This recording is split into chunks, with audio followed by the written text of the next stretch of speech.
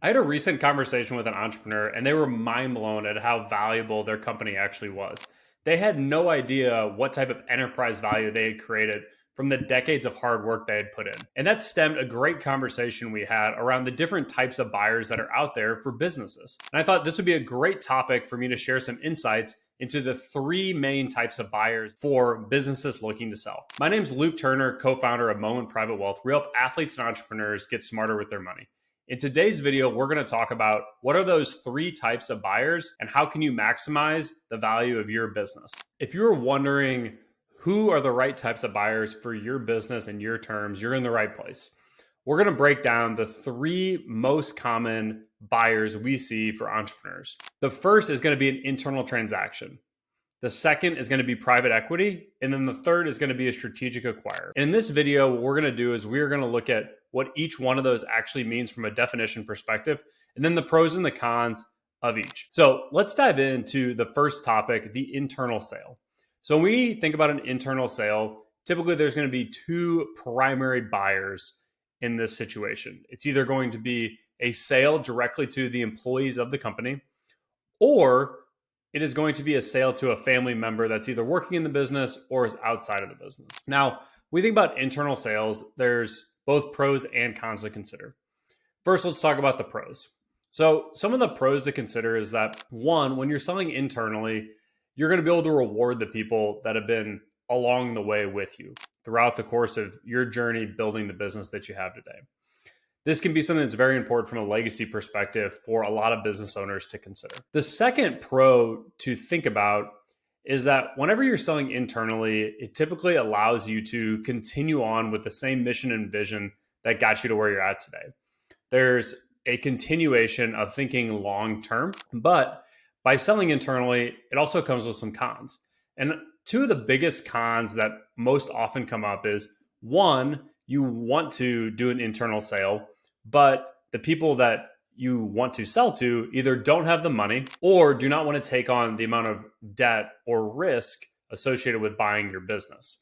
So it causes a lot of tension because typically in internal sales, what you're going to find are the seller is going to get less money upfront and the terms are going to be heavily favored towards the buyers of the business. And there's nothing inherently wrong with this as long as the seller is comfortable with those terms.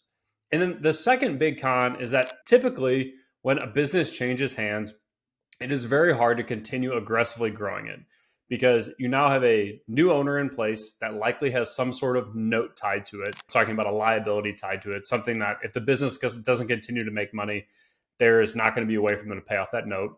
And they're typically going to approach some of the growth strategies maybe more conservatively. So with that being said, you're typically going to see a flatter growth trend in internal transactions than when you're bringing in outside capital. So that's the first typical buyer we see of businesses. The second is private equity.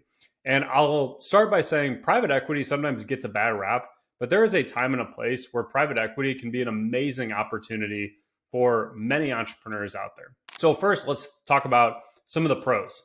So one of the biggest pros is that typically in private equity transactions, the owner of that business is going to receive a large dollar amount upfront in a lump sum. And now they're in a position where they really want to take some chips off the table. The great thing about private equity is not only are you going to get that upfront lump sum, but typically they're going to ask you to stay on board and you're going to be in a position where then you can reinvest back into your business. So a pro would be that you're going to have the opportunity to get what we call a second bite out of the apple, where running the business up until this point has gotten it to a certain level, but you now have somebody else's money that you can put into the business, growth capital, and you can potentially resell that business in 5 to 7 years, which is the typical time frame we see in the private equity life cycle. That is a great transition into the biggest con that we see with private equity. And that is the way private equity companies make money is by reselling your business.